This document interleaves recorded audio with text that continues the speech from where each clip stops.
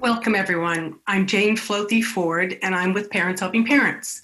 Parents Helping Parents is a parent organization, and our mission is to empower parents and to build bright futures for children with special needs.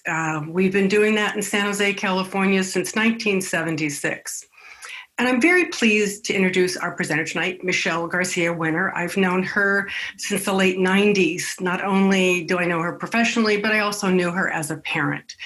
And she, like PHP, builds bright futures for children with special needs. So Michelle, with that, I'll let you take it away. So I'm Michelle Garcia Winner. I am a speech language pathologist who started being interested in autism in the late 1970s. That's why I became a speech pathologist. And back in the 70s, it was pretty much everybody had classical autism, and mothers were being blamed for causing autism. Boy, have we learned a ton. And in the 90s, I started working at Prospect High School in the interim of working in a program helping to deinstitutionalize adolescents and becoming a well-trained behaviorist, trained by Dr. Cagle at UC Santa Barbara in the early 80s. I ended up working in hospitals, working with head injury and stroke and learning about executive functions. And then I went to work in Prospect High School in the 90s and had the students. There were different types of students I work with. As you guys are all aware, we have the autism spectrum, but my specialty is actually broader than that. I look at the spectrum of social cognition. And I know many of you parents, you have multiple diagnoses, whether it's ADHD and autism, whether it's borderline personality and ADHD, whether it's ADHD and sensory processing or gifted and talented, twice exceptional, language learning disorders. What I started to make sense of early on was that our label was not really great at providing us treatment tools and understanding. And so I started to see people as their ability to function socially. And over years of observing and learning and reading, kind of the line I draw in the sand is the students who have social self-awareness, they're aware that people have thoughts and feelings about them. If you're not aware that people have thoughts and feelings in any kind of astute, immediate way, you should be diagnosed with autism. That doesn't mean that everybody is. It's really confusing out there. And then we have the students who do have self-awareness. And when you have self-awareness, you're much more likely to be feeling anxieties and stressors more strongly, especially social anxiety. So when you have more social self-awareness, and I'm going to throw out some ideas to you, but I have a website, socialthinking.com, that provides so much free information that if this is your first time hearing me, just know you can go to our website to learn more. But here's our belief in a nutshell from 25 years of specializing in this population of social learners, people who struggle with intuitive social learning, even if they're really bright in other areas of learning. And that is, the more literal a person, the less attentive they are, the less social awareness they have. The more someone can interpret, even if they're not great at it, and they are actively aware of attending to other people, even though they're not great at it, the more awareness they have. And then we also expect those people to achieve a different level of independence in the adult years. And that's who I'm going to focus this talk on. And when I brainstormed with the team at PHP, kind of came up with this topic, as I realized the pandemic is just putting a yield sign to a lot of people's structured education right now. But there's a lot we can do at home and a lot we can be aware of. I know families, you're overwhelmed, but one of the messages I have to families right now is when you have teenagers, and I know that some of you are going to be confused by this statement, it is more important that you teach them functional life skills than you teach them academic skills, because going to the adult world is all about use of functional life skills without support systems. And when people go into that adult world with really great scientific intelligence or musical intelligence or art intelligence, but they don't have functional skills, we get a big crash in adulthood. And so this comes from years of working with so many different folks. And so I just am mentioning we have our own social media, and feel free to use our social media as well to tag and share information. So I developed the social thinking methodology because for so many years I was working with folks who we did really great, compassionate behavioral teaching, akin to things that go on in the North Carolina Teach program back in when I was going to Indiana University. And I saw the great benefit of teaching very clear functional information to adolescents coming out of institutions and getting them ready to live and work in communities. What I found, though, when I started to work in a high school district with students who have solid to high level learning ability and solid to high level language skills, they need a very different treatment approach, and it's more sophisticated. They need to be learning nuances and problem solving. And so we're tapping in, social thinking's methodology taps into those who have language, not only to learn from language, but to understand that voice inside of their head that becomes their coach. It can also become their defeater. And today, because of the short amount of time, I'm not going to go into anxiety treatments, but I do have free information about that on my website. But metacognitive learning, we could easily argue, is what guides us into more sophisticated and independent thinking. You cannot self-regulate. You cannot learn to intentionally self-regulate your emotions and behaviors without the ability to use language to talk to yourself through that process. But that is something we can't measure in the research right now because we're better at measuring external behavior, and that's what we tend to treat. But my work began to notice right away to help make a difference is to help people understand how the social world works, to help them learn to navigate, to regulate in that social world. So what age do we usually start with? Not younger than 4 years old, because kids are really at 4 starting to use language in a way that has some level of inner coaching. You'll even hear kids talking to themselves, telling themselves what to do. But not all of our 4-year-olds with autism spectrum or related disabilities are ready for our methodology. They may be learning language. They may be late to the game in learning language. And later in their life, a few years later down the road, may be a better time to use our methodology. So what we're not is a one-size-fits-all. I really believe we need to be treating different aspects of our spectrum differently, because a common spectrum name does not mean common spectrum needs. And so from the beginning of my work, I've been very passionate about working with adolescents. It just is a good fit for me. And so I began this working at the Campbell Union High School District after years before working with 16 to 20-year-olds with classical autism.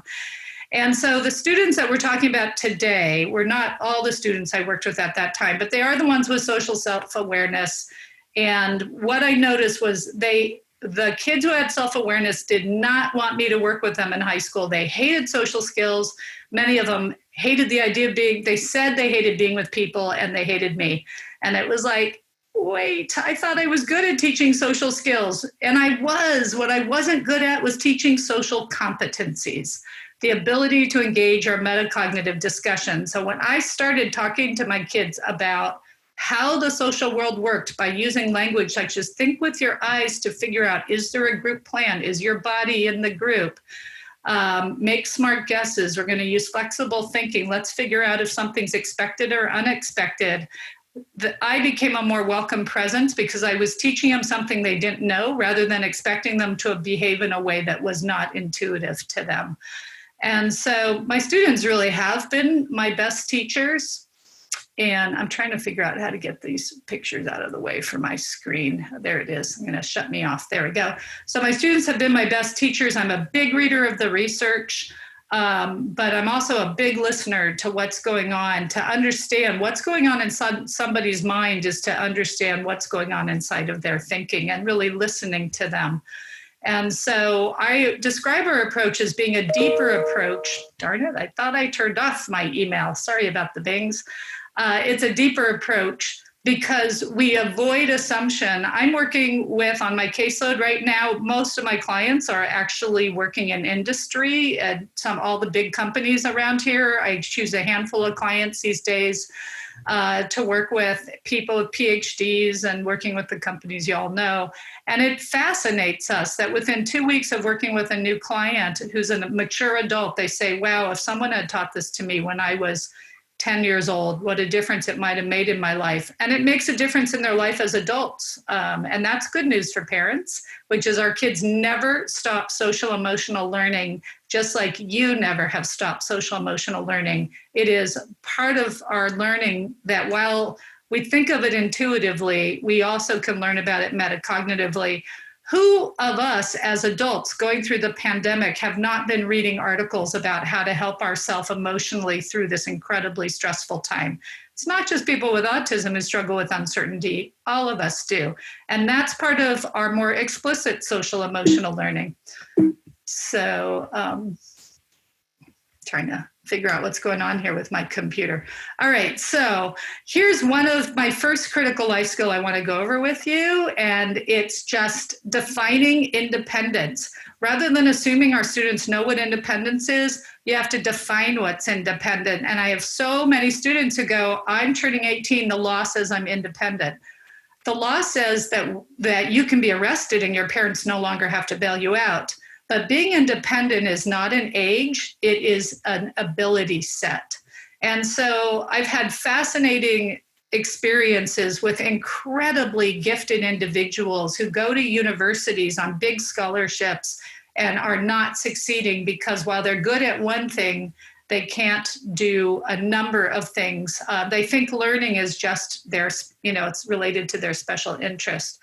So I'm trying to figure out how to click here because I usually use a different webinar platform. So I'm trying to figure out Zoom while I'm going. Okay, so one of the things I want you guys is as you're thinking about your kids or you've already got a child in college who's struggling, which is not uncommon, and it's not uncommon for typical kids either, is to start talking to them about what is meant by independence, because our kids are like, I'm totally independent. I can go to bed whenever I want. There's no one to tell me what to do.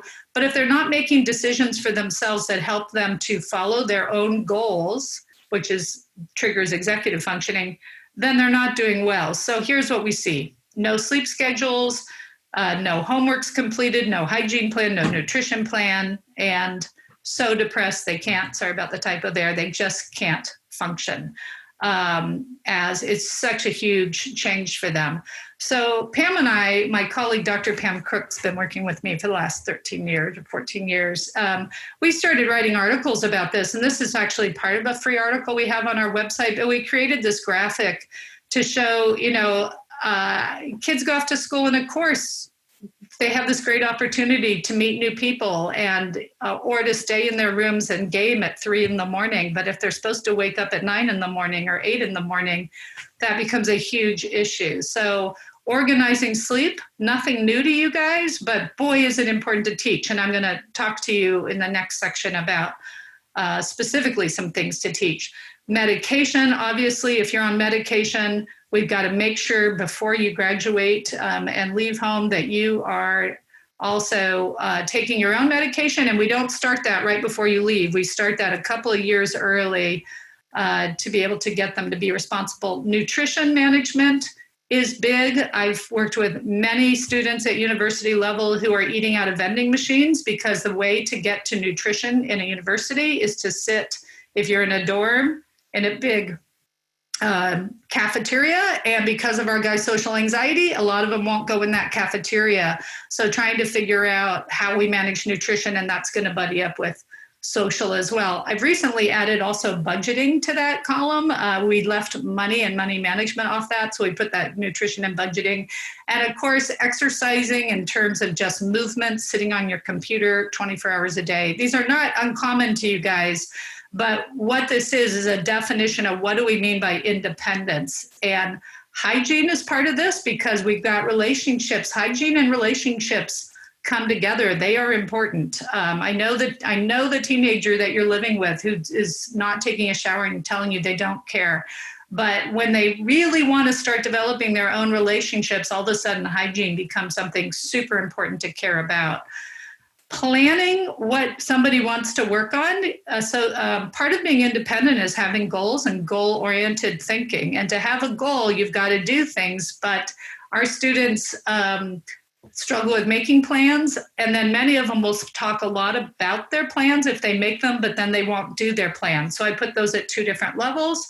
And then we have learning new information, like going to university and getting new content. But we've got a lot of you guys I know are going, oh my gosh, I've been trying for years to get our kids to do what you're talking about here, Michelle. And it's true, you have. Here's the thing, though, is that your student may not know that what you're trying to do them is helping them learn to live independently. And of course, then there's balance in all of this. What is the balance that we establish in our life? How do we do this flexible thinking of what's more important in that day? So I wrote these all out for you here. I just went through them. We do have this as a free article. You're welcome to download that image and talk to your students, or even in the schools. I think it's a really important thing. You know, when we write transition to adulthood goals in our IEP, we should be putting an IEP goal, should be defining what it means to live independently and targeting specific areas where this student is going to show growth. Because the idea that you get good test scores, that means you're ready for college, is so fraught with problems. And when our students graduate from high school and fail out the gates at the next level of education because they don't have a working knowledge and abilities to be able to manage these many moving parts, that becomes a mental health crisis. That when your skills are not meeting the needs. And as you guys know, a lot of our students are still at a very blaming age, and through their late teens and into early 20s, they're blaming everybody else for their failure. The good news is their frontal lobe finishes cooking at about 25 years old. They start, as we merge into adulthood, not just the early young adult, they do start taking a little bit more responsibility. But what can we do to cue up this engine for them? So the big message I want for you is not parent, oh my God, I have to teach every one of these, or I have been and they're not learning. The message is they have to realize that all the stuff you've been trying to teach is what it means to be independent. It's one thing to biologically age into the ability to vote, and it's another thing to be able to live independently in a way that you feel good about yourself and not so dependent on others. So, life skill number 2. How do we actually teach some things that are not graded in school? I literally have students tell me that they didn't know that they learned from anybody but a teacher, that they didn't think you could learn if it wasn't taught by a teacher. Whether that's, somebody who's coaching them on computer games or coaching them in music or academics, that social is something that you can learn, and life skills. And that we're just trying to develop this increasingly independent mindset, which becomes complicated. And I'll talk about one of those complications is sometimes we get ourselves in a trap where we're over supporting kids through high school and propping up them. And so they look actually more able than they really are, because we're doing so much of the work for them to appear as if they're independent. So here are some important things for you to consider. Plan your sleep time based on your need to wake up for the commitments the next day. But here's the second one, is ones I really want you guys to think about. Wake yourself up in the morning without help. Now, parents, to have a kid wake themselves up in the morning without help means you have to stop waking them up in the morning. And then you're like, well, I can't do that because they'd miss school. Well, now think about it. If they're graduating a year or two from now, and the whole idea is you keep waking them up so they'll miss school, and then you now are into a junior college experience or college experience, they need to be waking themselves up. That's part of what this independent young adult world life is. And so how do you develop systems that are loud enough? And I have all kinds of systems we've developed over the years of alarms and how far they are away, or whether you have a series of alarms that are going off so you can't just turn the one off to your bed. But it's really about taking on that responsibility. And the way to do this is to problem solve with your student and not tell your student that they have to start doing it but figuring out with them why they need to do it and how they're going to do it, and let them figure out what they'll do. Because if they start figuring it out, the strategies to use, they're going to own them more than if you keep, all of us parents just keep nagging. That's not the best way. So one of the other things you're going to see your students don't realize is they don't know the length of their morning routine. A lot of your children have poor time management, meaning they don't mean to have poor time management, that the passage of time is not intuitive to them. There's a number of kids out there that live with some of you who can tell the time perfectly, but they can't predict time. And so I've had this experience over and over again. They have no idea how much time it takes from the time they get out of bed to brush their teeth, to take a shower, to get dressed, to go to breakfast, to, if they're making breakfast and eating breakfast, to getting their books packed up, to get to however they're getting to school. If they're being driven to school by you, they're walking to school, they're driving on a bus, they have no idea how long that takes. And then they don't know how long it takes to walk across campus, to get to lockers. And this is a huge part of our functioning, is to be doing time prediction. And so many of us go, oh, my student, this kid's too smart for that. Well, no, he can tell time. And usually because it's digital, a lot of our guys struggle with analog, the moving face bars on the watch. But telling time is very different than predicting. That's important for executive functioning. So getting out of the door on time without being nagged, I realize that's a real challenge for high school kids, but we've got to be figuring out, if we work with a kid who constantly needs support, then how do we build in the time to make this important? And what academic focus can we take down a little bit in order to make sure they're learning how to manage themselves, to give them more tools for that independent life that they want post-high school? Know how to make a basic meal and make it. And I know how we prepare meals these days, but that might include, just warming, planning what you're going to eat and warming it up in the microwave. I no longer pretend that kids are actually going to make their own salads anymore. I would love to see kids making their own sandwiches, but we're in a very disposable world. But at least they're responsible for getting it out and knowing what they're going to have. Time to clean up after yourself, learn to do your own laundry. Graduating a child who doesn't know how to do their own laundry or manage some basic cleanliness of the environment without making it sterile and perfect are all important aspects. So one of the big things we all struggle with is we really want our kids to learn in school. Of course we do. Some of our kids need a lot of help. They have weak executive functions, so we have paraprofessionals.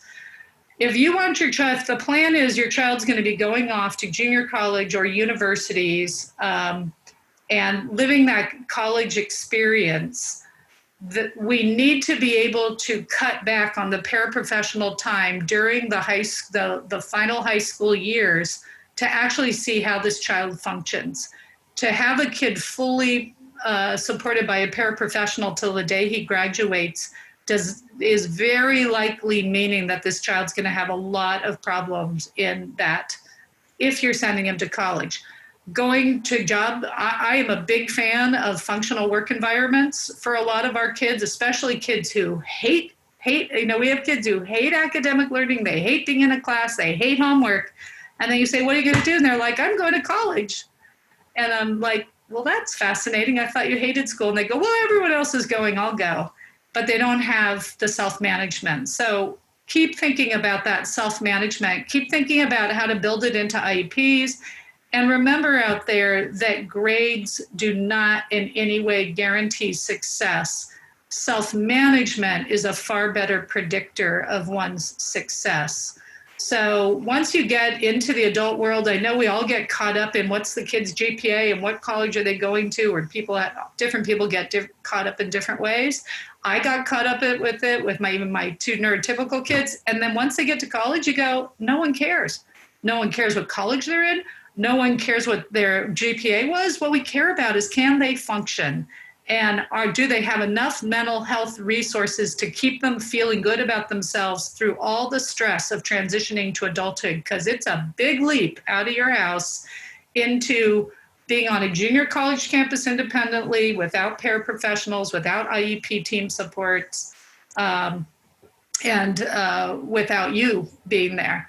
So I'm unfortunately seeing just too many students graduating with college degrees who are unemployable because they don't have functional, adaptive, organizational abilities, the ability to communicate or even be flexible about their assignments. They got very used to doing what the teacher said, but they're not used to the boss wanting them to do something differently than they said that morning.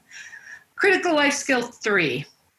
No one is always happy, so let's not tell your children that you only want them to be happy. We do want them to pursue a life of well-being. If I had extra time on my day that I give 2 days on executive functions and helping with self-management. I'm actually going to be doing those 2 days for my company in September as online training. But boy, do I have stories that have come to me over the years of parents just telling their kids they want kids to be happy. And remember, our kids, even though they're not super literal, if they have some level of social self-awareness, they still bend on literal. And I have a number of kids who said, well, I don't want to do that because it doesn't make me happy. But they're not kids anymore. Some of them are 30-year-old or 40-year-old adults, and the parents are feeling really trapped because their child doesn't deal with discomfort.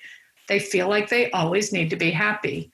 And so I, do a lot of training now on emotions. I actually am doing a big training in October through our company on this. I started realizing I didn't know enough about emotions. I'm trained in, social pragmatics, and then I took on perspective taking. But here's just a really quick thing on emotions. Your brain will not let you get stuck on a positive emotion unless you have some kind of diagnosable mania for a period of time. But the typical brain will not let you get stuck on a positive emotion, but it will let you get stuck on a negative emotion. We never just constantly sit there and spin positive, but we do spin negative.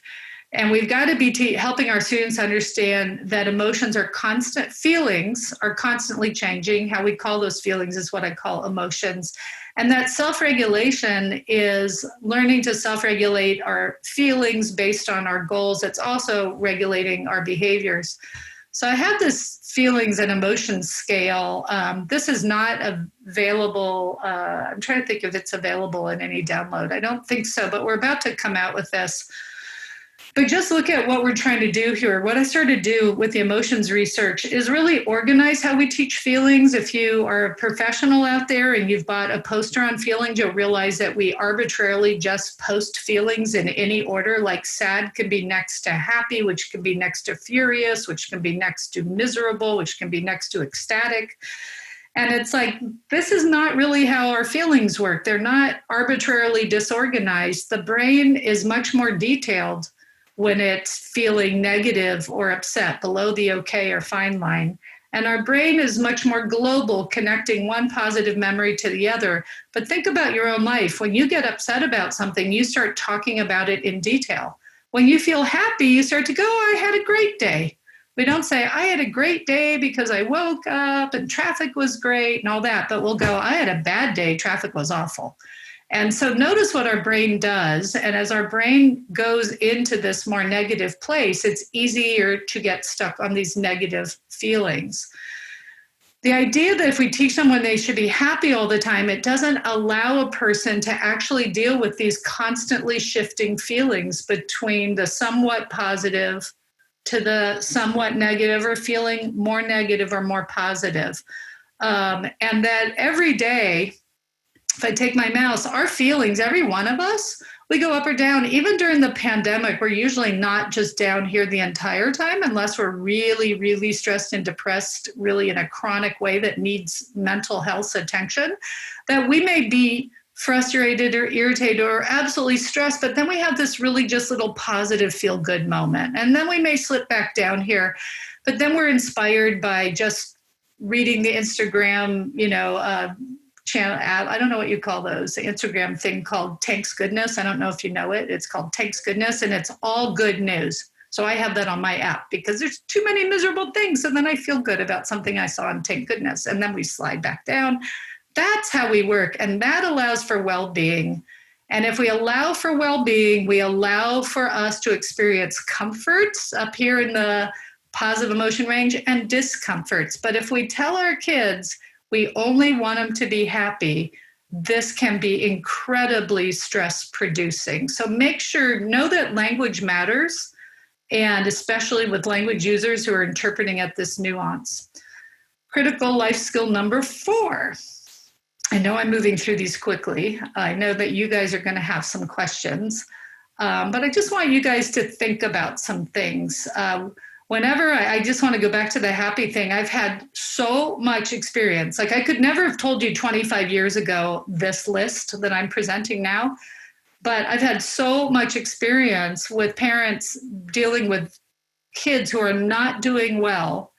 And the parent is sitting there going, I just want you to be happy. And I actually stop the meeting and I go, no, you don't. You don't want them to just be happy. You actually want them to be able to deal with life's ups and downs. We are all bruised at parts of life. How do we help you build resilience and grit so that you can get to your goal? You can be anxious or irritated, but it doesn't mean you stop functioning. It means that you anticipate the fact that you can think about a future, whether that future is 10 minutes from now, which I'm about to explain to you, or the future is a day or a week or a month from now, where you actually complete this project and you feel the relief and you feel pride in yourself for getting it done. So that leads us to critical life skill number 4, which really has to do with how do we get these things done? And I know I've already mentioned this, but it is, I work with a lot of verbal students who are great at telling me that what they're going to do without doing it. And so it is more than giving me a plan. It's more than saying, I got it. Leave me alone. I know exactly what I'm going to do. You guys probably hear some of this in your house. I had this one kid I was working with who just kept saying to his mom, I got it, Mom. I got it. You don't need to worry about it. And finally, after watching him talk to his mom, after I'd worked one-on-one with him on organizational abilities, finally I realized, and I said to him in front of his mom, I said, do you realize that every time you say to your mom, don't worry, Mom, I got it. I know exactly what I need to do. You actually don't have a clue what you need to do. And he goes, I know, it's such a problem. But it's like he's created this thing that keeps Mom off his case. He does not get things done. And now stress is just awaiting him. And then they're having this moment of reprieve where Mom's going, great. The kid's going, don't need to, she's going to be off my case. And then the stress just keeps growing and growing. So learn to focus on what you want your future self to accomplish. One of the things I'm doing right now with some of my students is creating what I call dread scales. It's just a little scale of I don't dread this at all versus I dread it a lot. And I work on dread as something that sucks up a lot of time because dread doesn't help you to be more productive, but dread can get you stuck on your negative feelings. And when you dread something, it makes you think you dislike something and possibly even hate something because it feels so awful to dread it. Versus if you can move, then I work with them on how much time they're spending dreading stuff, because all that dread time is just their own personal self-misery. That would they like to feel better about the assignment? How can we bypass dread time? Because dread takes time. Dreading something takes time. Complaining about an assignment takes time. If you just get yourself to start doing the things that you've been working on with others, or if you know to do yourself, then we're moving towards accomplishing goals. And that pride, can't say enough about pride and self-satisfaction as helping to protect our students, our children, your children from feeling just so discouraged and bigger mental health problems. As a speech language pathologist, who really got into working with these higher level kids, whether they're on the spectrum or other diagnostic labels, I'm a person who has always been interested in social pragmatics. I didn't know anything about mental health. And then I became like, wow, the goal in high school is to be able to graduate with your mental health intact, to be able to manage yourself without somebody doing it for you, and to be able to learn something. The goal in high school is not high test scores. I don't care what our governments or states say. This is not helpful for us, but getting a sense of pride in our work. So when we break some things down, some of you are very familiar with this concept of executive functioning, and some of you are newer to this. So what I was told a year ago when I first heard this term was it's the skills that executives need to do to function. Having now worked in the corporate world as I run my own little business and working with a lot of other folks in business, what I will now say is executive function's not what the executive is doing to function, it's what the executive's assistant is doing to get the executive to function. I've been amazed by how many executives struggle to function. So executive functioning is the process of self-management towards accomplishing one's goals. What's important to know with executive functioning is it has to be tied to a goal that and social is tied to goals, as well as turning in assignments or getting things done. And so the bits and the pieces that lead to executive functioning are called executive functions, each piece of them. So one of them might be inhibiting something, like purposely not doing something. Another one would be identifying your goal. Another one would be self-soothing. There's a whole bunch of executive functions. And I'm not going to go into this now, obviously, but there's so many executive functions, and executive functioning is like an everything scale. And self-regulation is part of executive functioning. Here's what people kept going, oh, are you teaching executive functioning? And I'm like, well, you can't really just go teach executive functioning because it's an everything scale. So to make it's an everything concept. To make something teachable is to do to be able to illuminate parts of that bigger thing that you're working on. So I have chosen these 4 steps to give our students a focus on what does it mean to develop executive functioning, AKA self-management. The first part of executive functions, develop a goal, often multiple goals, but let's just start with one. Develop a goal. And here's what I want you to think about. A goal is only something you think about. You don't actually do a goal. Like goals are usually have a lot of moving parts to it. If it's something that you just need to do, then you need to just go do it. But if it's goal-oriented thinking, it's because there's a number of moving parts. So you think about it. You think about the fact that you want to get your assignment done.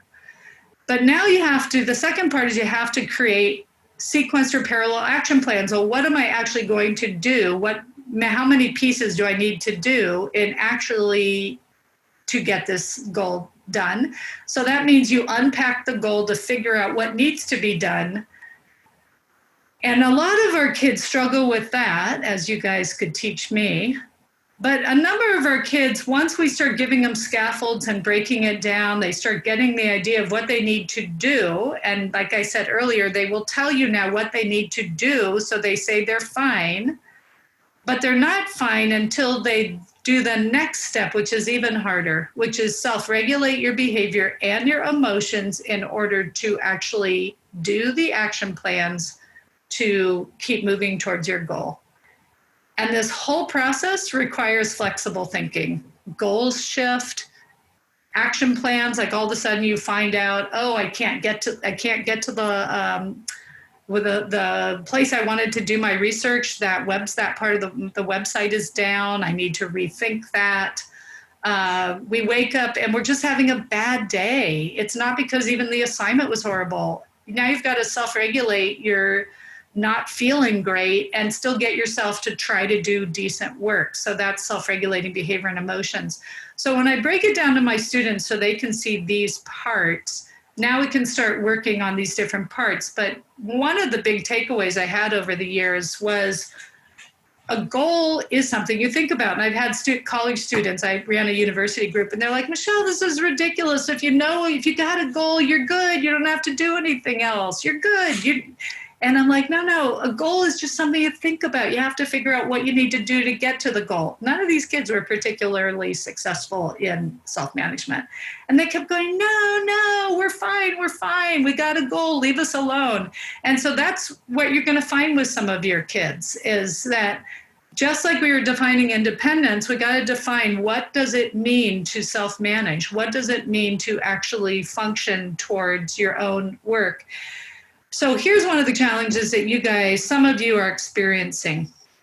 You've got a kid who's got normal intelligence to very bright, and it is cool to see them learning. But when it comes to writing their ideas in an essay or organizing that long-term project, they can't do it.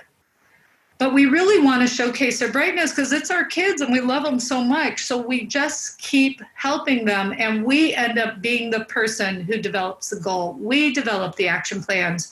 We help the kid to self-regulate by us getting in there and being the soothing engine or saying, hey, hold on, I'll write that out for you. You just tell me what you're thinking and I'll write it down. That's not a student using executive functioning. That's a student using your executive functioning. And I get it, and I've done it as a parent myself. But when I watch the trajectory of our kids with social learning challenges, they have primarily ADHD, their brain makes this hard for them, and this is exactly what they need to be working on.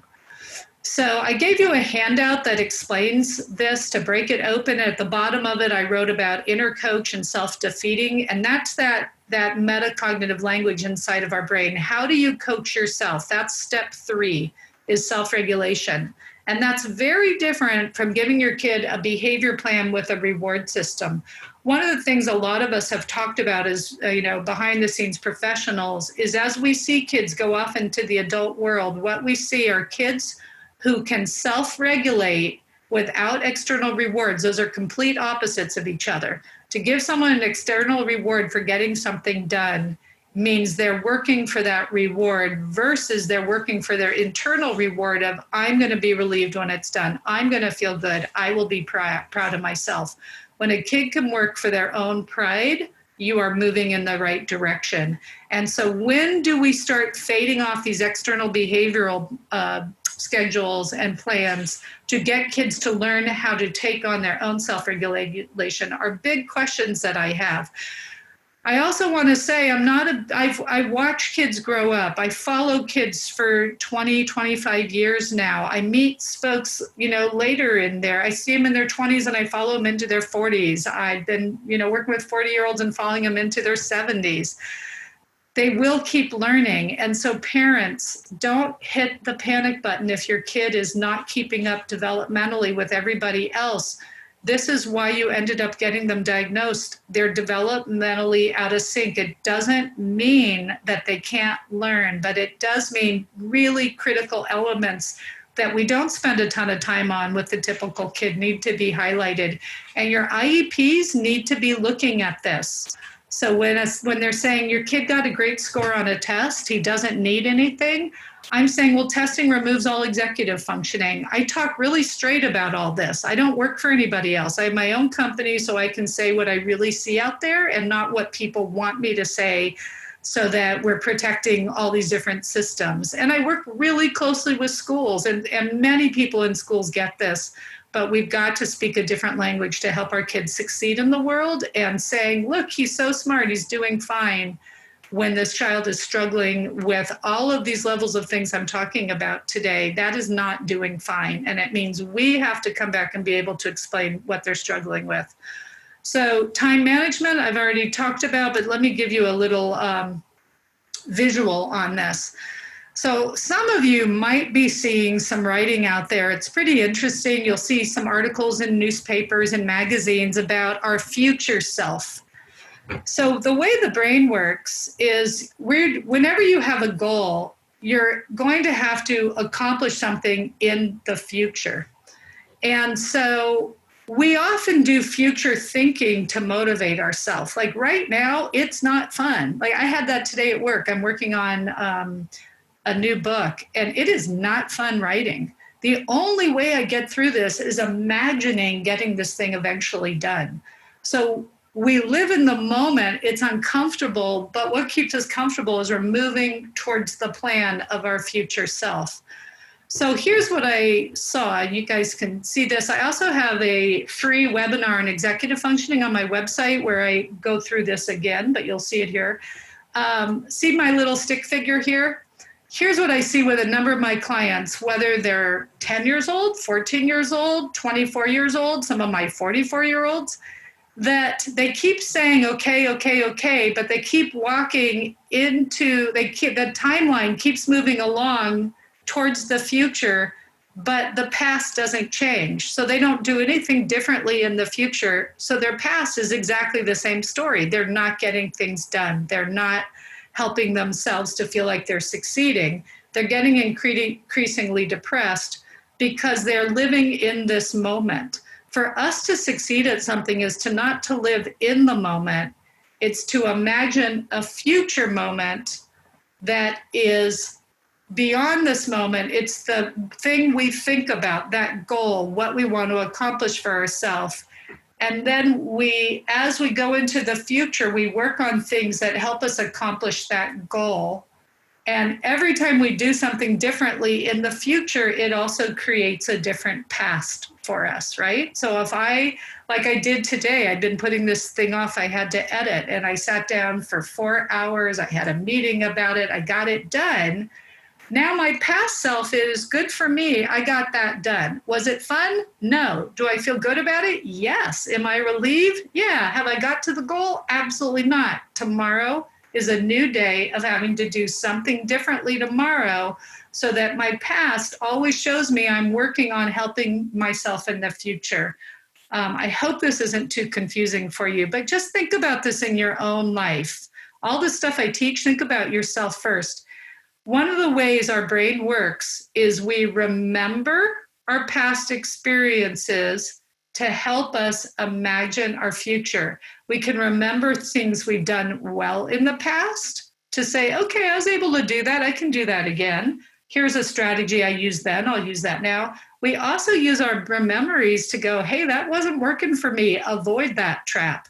And so I work with a lot of students who keep saying, I'm good, I'll do it, I'll do it tomorrow. A lot of my kids say, don't worry about it, Michelle, I'll do it in college. And I immediately go, you won't. And they go, how do you know? And I go, because I've worked with hundreds of you and you don't. If you don't take it on now, if you don't start adopting something different now, it doesn't magically show up as soon as you graduate from high school. In fact, when you graduate from high school without these skills, the stress shows up, and that actually makes it harder for you to take on new learning.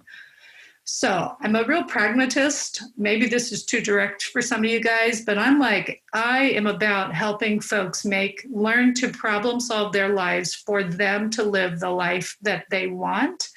I am not a proponent of us propping kids up and saying, look at how smart they are, but the kid not actually doing their own work. I don't know what a kid is learning when they're not actually doing their own work. It is better for you to turn in papers where the kid did not finish the work with notes on it saying, my kid got really stressed, he wasn't able to do this part, than for you to help your kid write it. When you turn it in, I talk to mainstream teachers, they go, the kid did it. Who am I to question whether it's the kid's work or not? This kid is fine. They don't have a problem.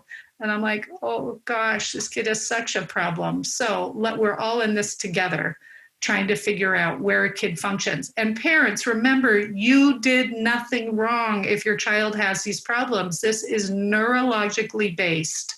This is not because this is not poor parenting. This is not neglect. That for our kids, they struggle with this. There's plenty of kids who live in homes that are not well organized, but they live in brains that are well organized, and they're able to organize anyway. So remember, don't beat yourself up. Realize your child has a learning challenge, and the only way for them to learn is to start teaching in the gap of that challenge and helping them to learn. Last point, critical skill, life skill 5, initiating face-to-face relationships. What an awful thing to talk about during the pandemic when we can't do this, but you can initiate relationships, and I shouldn't just say face-to-face, initiating online relationships too. I have students I'm working with online who they love being with people, but they always wait for someone to get them to join in. that they don't initiate meeting up with that group. The group always invites them and then they're part of it. So initiation of social is critical for self-advocacy, for making new friends. Loneliness is real. You guys know that, but it's big out there and it's gotten bigger apparently with all the social media and this use of technology. Loneliness was a big issue 2 years ago before the pandemic. It's massive across the world. A big issue with loneliness is people struggle to initiate. I read some research recently, and I wish I could find the source of it. I read it and I didn't keep track of the source, and now I can't re-find it. It said 90 to 95% of us want people to approach us in a friendly way, but only 45% of us are willing to take the risk.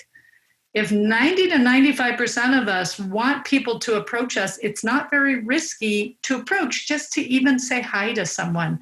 As I work with students, high school, adults in college, adults in the workforce, here's a question I ask kids. You can ask your own kid this. Who do you say hi to? When you're at school, and I know right now it's not a great question because of the pandemic, but in normal times, who do you say hi to? And what you will find is so many of our students, the vast majority will say, I only say hi to people I know. But then they're coming to me because they're really frustrated that they have not developed relationships in the work environment or the campus.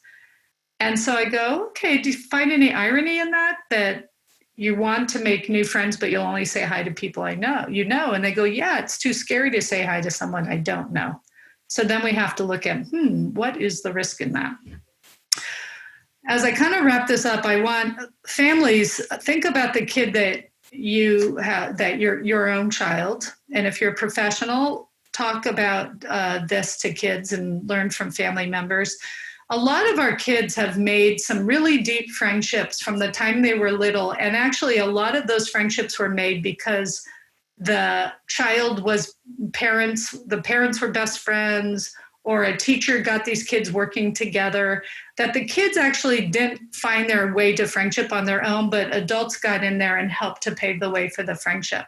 These friendships are deep, they are lasting, they are real, they're historical friendships. They go way, way back, and they're incredibly supportive. But here's what that same child has never done, made their own friend. And kids could go their entire school life without ever making their own friend. And then we send them off to the adult world into a place where there's no one there to help them start making friends with others. In the college classroom, it's like, hey, go find a team and work with them. In the work environment, it's, if you don't acknowledge me, I'm not going to acknowledge you. I got other people I want to talk to. So learning to initiate talking to people we don't know. In school, if your kids are school age, here's one of the goals I think is so important. Kids need to initiate getting themselves into groups. When teachers say find a group, this kid needs to be able to learn how to do that and do it. Here's what is unacceptable. Teacher saying, you know what, this kid's struggling, I'll just let him work by himself. Because life is about group work. For most of our kids, being able to work through university or a job means being able to relate to those others out there. What's the research showing us in adulthood? Those who are doing the best in the adult worlds are learning how to develop these relationships. Having autism spectrum, especially with social self-awareness, does not mean you cannot learn to do this. It means you're going to have anxiety, but you can learn to manage that anxiety and do it. This is super important. Humans are egocentric. If we don't show we're interested in them, they won't show they're interested in us. That's the formula of being with others. Our work has created something called the friendship pyramid, that it's not just go make a friend, it's greet, understand how to start talking to someone you don't know. That's an acquaintance. Start making plans with someone you kind of know to meet up with them, like at school. Like, I kind of know you from class. Hey, you want to have lunch together? And now you're organizing a time in that same environment you met them. Versus, hey, you want to do something on the weekend where you organize time with a person completely outside of the environment in which we met them. we don't do a lot of that. That goes into a whole nother level. Think about your work-based friends, those who work, that most of you have some really nice friendships at work, but you never see that person out of work because it takes too many organizational skills. Then we have bonded friends, people you routinely hang out with, and very close friends, which are usually only 1, 2, or 3 people in our life at one time. So there's a lot to work on with helping our kids develop social thinking and organized thinking for self-regulation to foster well-being. Almost none of this that I talked about today is often what the IEP team may think is essential for academic success. But remember, when you're in an IEP team, a meeting, that what we're looking at is college and career readiness. It is not high test scores. And that's the thread you need to be talking about.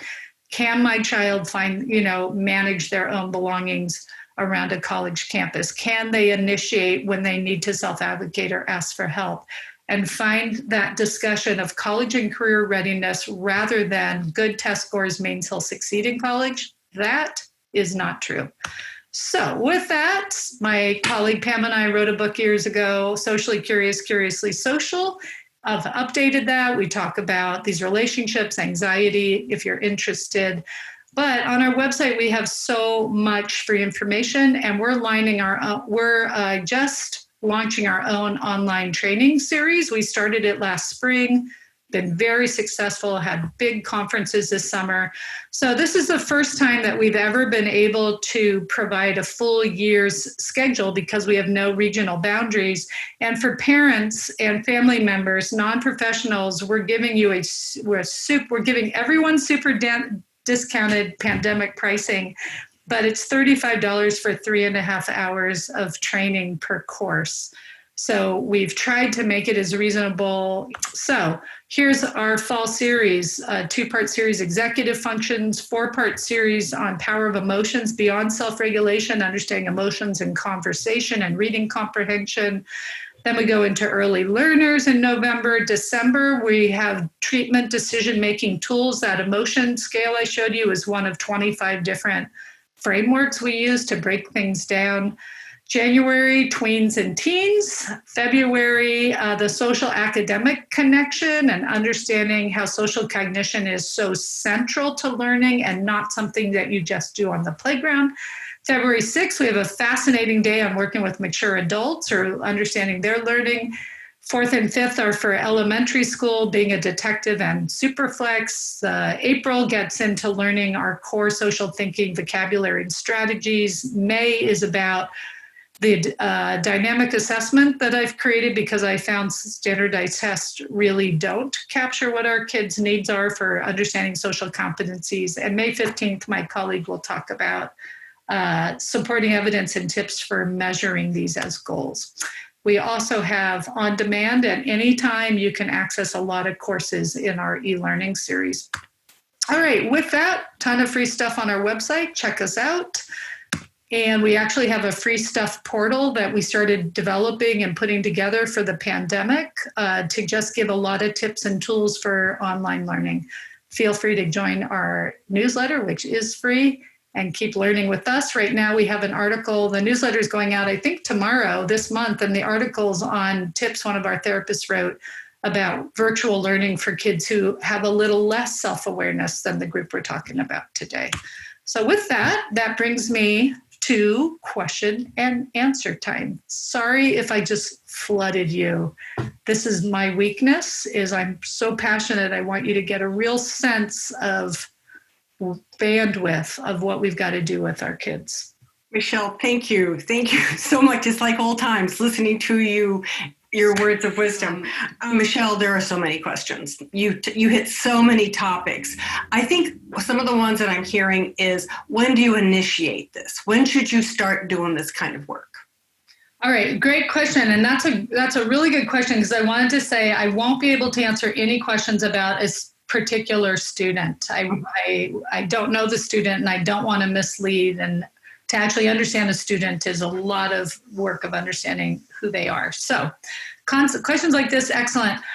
So children start learning aspects of executive functions naturally in preschool, starting with putting things away in an organized place. And as we age up in our lives, we move towards teachers starting to assign week-long projects to typically developing kids, and all of our kids are in the mainstream, which most of your kids are if you're finding today's talk relevant to you.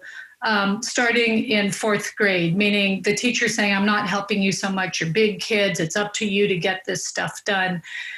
And so we're going to start working on this stuff as life becomes more complicated. That I call older students 9 years old, and certainly middle school. I know we've got some developmental arguing going on, but step by step, doing little things like, don't think, like, here's one of the missteps I think we all make at times. We become so focused on our kids' grades that we do things for them, like wake them up every day. And it's like, hey, whose grade is this? Is it your grade as a parent, or is it the kid's grade? If the kid wants that grade, get yourself out of bed. Let's figure out a system that you can wake yourself up. I often work with middle school parents going, these are great years to fail, because they're not going to count on any transcript. So if you've got a kid who's really refusing stuff, let him be accountable to some. Now, each one of you have different kids out there, but we have got, having social learning disabilities doesn't mean you're not accountable, and it doesn't mean you can't learn. It means you're learning in a different trajectory, and we need to break things down more for you. But you have to be accountable for yourself. And I do think sometimes because a child has a disability, we stop pushing the accountability. And that's the piece that I see becomes incredibly problematic post-high school. I also want to say, parents who may not be able to imagine this, or some of you can but don't want to admit it yet, you're wearing out. You get worn out. Parents wear out. And by the time kids are in their 20s, parents are exhausted doing all this stuff. So I started with many kids I worked with in high school. It is not too late. If you're starting with a kid in college, it's not too late. But it's better if you can start building up. Just stop making everything, or those who are, avoid making everything be about grades, because grades are not what matters the rest of life. And if your child really can't earn the grade on their own, and this may sound harsh, but if a child can't earn that grade on their own, they're not, then we're going to put them into a program that they can't manage on their own. We want our children to succeed post high school, not set them up for failure because we didn't really look at how they really functioned. Another question I'm trying to grab ones that are more generic. If you can't get a child to do something at home, like around personal hygiene, do you recommend reward punishments system for almost an adult? Well, one of the things that we definitely see, because I know kids get super stubborn and they just don't think hygiene is logical. I had a high school kid who I was asking him his hygiene schedule. And I said, how often do you take a shower? And he said, once every 3 days. And I said, well, tonight must be the night. He looked at me and he goes, okay. And I go, do you know why I say that? And he goes, no. And I said, because you smell. I can smell you. And so the kid looked at me and he goes, well, that's your problem. So I'm like, I've worked with a lot of these guys. I go, so why is it my problem? And he goes, because you're the only person who's ever noticed. And I said, oh, actually, other people notice. I'm the only person who's ever told you. And then we start working on perspective taking. Parents, we all have our roles, and sometimes hearing things from an outsider, and that's, I know you're missing your support team. I get it with the pandemic. So I wouldn't choose a lot of battles at this moment during the pandemic, because I think we're all battled out. And I think, we're all just trying to get through an incredibly challenging time we'll remember for the rest of our life. Mm-hmm. But as we move past this, what you will see is some of your kids are absolutely resisting until they're interested in dating. And then all of a sudden the hygiene makes sense. But if you have a kid who's really missing out on that, you're going to want to have them or possibly someone at school be talking to them, but you have to talk to them straight. You can't just say, take a shower. Like, you really have to say, do you know that I can smell you? Do you see that I can see what's on your teeth right now? Because they don't easily loop through seeing how we see them. They often get stuck on how they see themselves. We have one other question. We're not going to get to most of these, so I'm going to give you another general one. What age do you think we as parents should step back on having kids take responsibility for getting up, eating breakfast, and getting online alone? This is because of the distance learning. This is a sixth grader. Is it too early to expect the same as you would suggesting with the high schooler?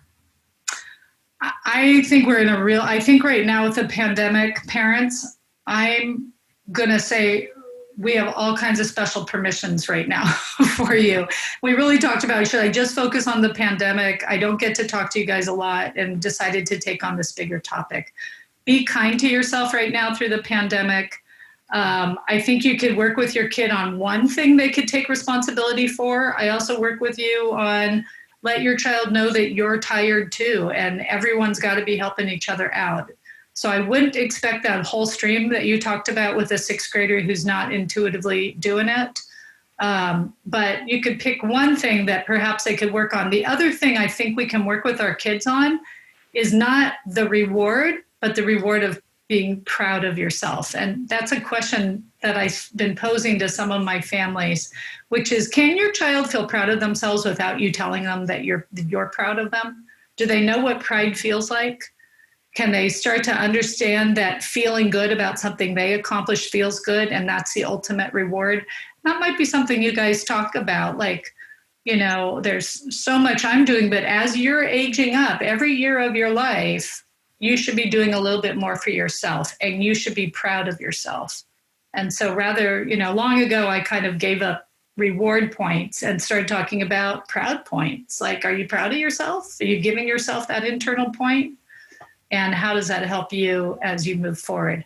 Parents, there's a diverse group of you out there. Some of what I said today is so overwhelming for some of you. And as your team comes back together and you guys, we move beyond these crazy times, you start to think, okay, how do we start focusing on function for college and career readiness rather than test scores? And if you guys are surviving right now and doing okay, don't topple that apple cart. Everyone's worn out right now. Right. One last question, and I think this will be hopefully an easy one. What would you say is the single most important skill kids need for college success, or I would say adult success? The single most. Mm-hmm.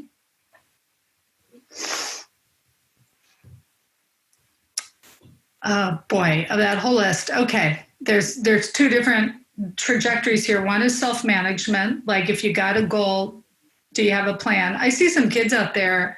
Temple Grandin's a great example of this. Temple is so bright. She is not strong socially, but she is excellent at goal-oriented thinking and planning and doing stuff, even though it doesn't feel comfortable to her, right? So being able to learning how to take ownership for what they have to do is probably the single most. But I also struggle because we're talking about kids with self-awareness. Temple Grandin doesn't have great self-awareness. For self-awareness, when you have social self-awareness, you appear more nuanced. You're not as obviously awkward, and the world judges you more harshly. So I would also say that initiating in a friendly way is an incredible skill. It will just get so much in return. It will help you feel comfortable asking for help. It will help you learn to collaborate more. So that's a huge one. Michelle, I know we only supposed to have you an hour, and I really appreciate you staying over. I know you have a life too, but I really want to thank you for all your great resources. And I know there's lots of questions, and I think many of these questions will be answered from your website. You have such great free resources, families to look at and professionals to look at. So please take a look. Michelle's socialthinking.com is amazing. Go to our articles section and you will see there's a place for teenagers and young adults. And we have a number of articles on transition to adulthood, questions you could be asking. And parents, it's okay that your kids don't meet everyone else's timeline. Let them remember success is your child improving compared to themselves. It's not about your child keeping up with everybody else. And when you focus on that, we can all feel proud. You can feel proud of yourself, and your child can start to feel proud too. Thank you, guys. Thank you, Michelle. Looking forward to all your great trainings this fall and spring. So thank you again. Good luck out there, and take care of yourself.